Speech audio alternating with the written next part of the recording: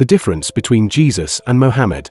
Check this out. Cannot compare Jesus with Muhammad. Jesus never killed a person. He never killed an apostate. He never waged a war. So he was a role model for me. That's why I loved Muhammad and I wanted to follow Jesus. When I studied the life of Muhammad, in 10 years, he waged 83 wars, 27 wars and 56 raids. And you are going to teach me that Islam is peaceful? Muhammad is not a role model. Jesus is. Muhammad, he had many wives, 11 of them. One of them, she was 9 years old. He was 53. I am 50. I cannot marry a girl that has 9 years old. And Muhammad did that. He raided a Jewish tribe.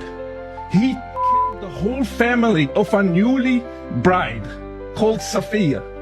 And he took her as a wife the same time he was returning to Medina. Would you put that as a role model for me today in the 21st century? Muhammad failed because he's dead. Their book says that. But their book also says about my Messiah, even though the Isa in the Quran is not the Christ of the Holy Bible, totally separate people. I know truth hurts. And if it offends you, I'm really sorry not. I'm not sorry for that. And your book says that Isa, son of Mary, went up to heaven alive and he will come back to judge the dead and the living. If I ask a Muslim who judges, they will say God. Well, you're telling me this prophet will judge. So which is which? Has the prophet taken the role of God? Has God gone on vacation and he's come and take his position? No, but Isa is the living Messiah.